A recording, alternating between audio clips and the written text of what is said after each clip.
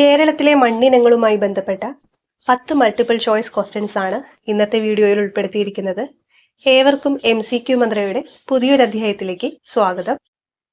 ആദ്യത്തെ ചോദ്യം, കേരളത്തിൽ ഏറ്റവും കൂടുതൽ കാണപ്പെടുന്ന മണ്ണിനം ഏതാണ്?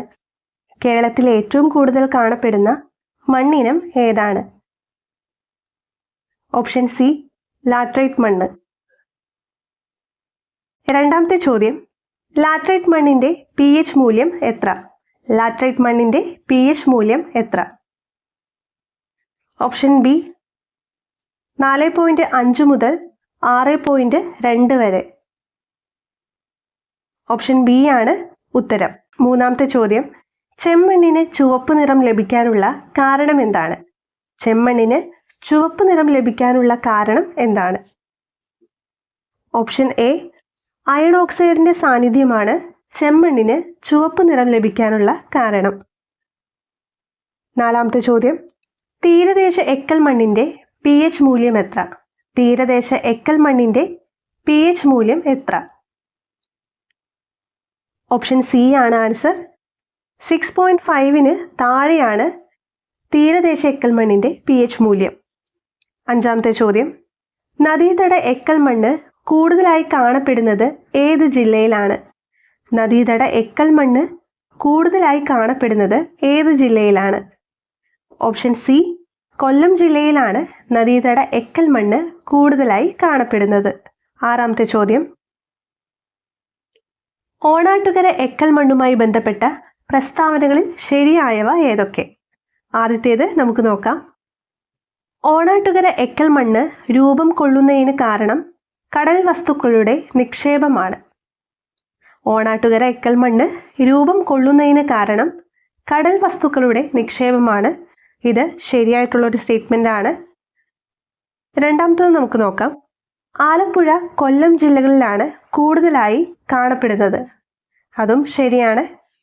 മൂന്നാമത്തേത്, തെങ്ങ്, നെല്ല് എന്നിവയാണ് പ്രധാനമായും കാണപ്പെടുന്നത്. തെങ്ങ്, നെല്ല് എന്നിവയാണ് പ്രധാനമായും കാണപ്പെടുന്നത്. അതും ശരിയായിട്ടുള്ളൊരു സ്റ്റേറ്റ്മെന്റ് ആണ്. നാലാമത്തേത് നമുക്ക് നോക്കാം. മണ്ണിൽ ഫോസ്ഫറസ് സാന്നിധ്യം കുറവാണ്. മണ്ണിൽ ഫോസ്ഫറസ് സാന്നിധ്യം കുറവാണ്. അത് ശരിയായിട്ടുള്ളൊരു സ്റ്റേറ്റ്മെന്റ് തന്നെയാണ്. ഇവിടെ കൊടുത്തിരിക്കുന്ന 4 സ്റ്റേറ്റ്മെന്റും ശരിയാണ്. ഓപ്ഷൻ ഡി ആണ് ആൻസർ.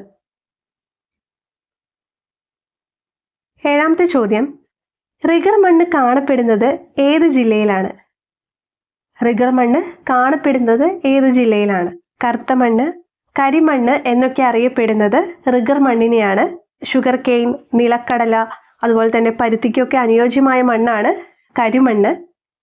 ഈ റിഗർ മണ്ണ് കാണപ്പെടുന്നത് ഏത് ജില്ലയിൽ എന്നാണ് ചോദ്യം. ഓപ്ഷൻ എ, പാലക്കാട് ജില്ലയിലാണ് റിഗർ മണ്ണ് കാണപ്പെടുന്നത്. എട്ടാമത്തെ ചോദ്യം, പൊക്കാളി കൃഷിക്ക് അനുയോജ്യമായ മണ്ണിനം ഏതാണ്? പൊക്കാളി കൃഷിക്ക് അനുയോജ്യമായ മണ്ണിനം ഏതാണ്? ഓപ്ഷൻ സി, സലൈൻ ഹൈഡ്രോമോർഫിക് മണ്ണാണ് പൊക്കാളി കൃഷിക്ക് അനുയോജ്യമായ മണ്ണ്. ഓപ്ഷൻ സി, സലൈൻ ഹൈഡ്രോമോർഫിക് മണ്ണാണ് പൊക്കാളി കൃഷിക്ക് അനുയോജ്യമായ മണ്ണിനം.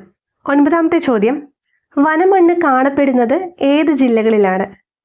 വനമണ്ണ് കാണപ്പെടുന്നത് ഏത് ജില്ലകളിലാണ്? ഓപ്ഷൻ ബി, ഇടുക്കി, പാലക്കാട്, വയനാട് ജില്ലകളിലാണ് വനമണ്ണ് കാണപ്പെടുന്നത്.